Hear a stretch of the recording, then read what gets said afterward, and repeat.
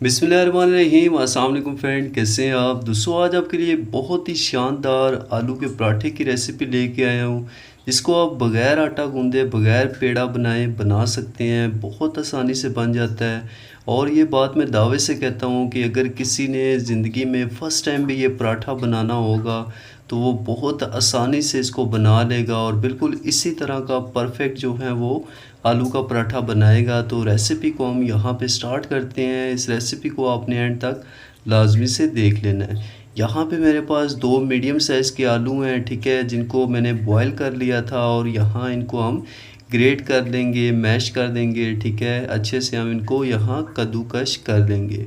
आलू यहाँ पे हमारे अच्छे से कद्दूकश हो चुके हैं। 1 टीस्पून हम इसमें हल्दी पाउडर का ऐड कर देंगे, 1 टीस्पून हम इसमें नमक ऐड कर देंगे, हाफ़ टी स्पून हम इसमें यहाँ पे कुटी लाल मिर्च का ऐड करेंगे और उसके अलावा हम यहाँ पे इसमें 1 टीस्पून के करीब चॉप किया हुआ प्याज ऐड कर देंगे और उसके अलावा यहाँ हम इसमें धनिया भी 1 टीस्पून ही ऐड करें और तकरीबन हाफ़ टी स्पून हम इसमें सब्ज़ मिर्च बारीक कटी हुई ऐड कर देंगे।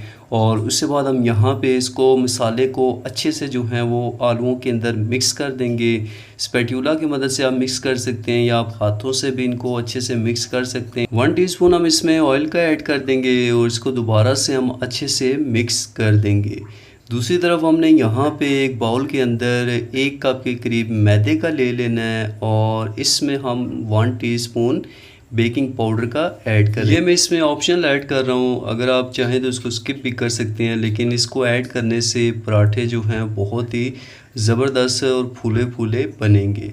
और यहाँ हम इसमें तकरीबन 1.5 कप के करीब पानी ऐड करेंगे। सबसे पहले हम इसमें 1 कप ऐड करेंगे और इसको हम यहाँ पे अच्छे से मिक्स कर देंगे एक हैंड मिक्सर की मदद से। और कोशिश आपने यही करनी है कि इसके अंदर लम्स ना बने।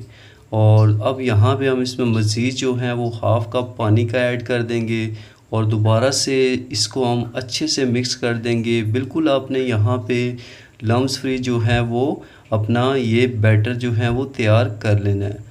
उसके बाद हम अपने जो मसाला हमने स्टार्ट में बनाया था वो इसके अंदर ऐड कर देंगे और इसको यहाँ पे इसके अंदर हम मैदे के अंदर डिप कर देंगे। और उसके बाद हम यहाँ पे दोबारा से हैंड मिक्सर जो है इसकी मदद से हम इसको अच्छे से मिक्स कर देंगे ताकि ये यकजान हो जाए।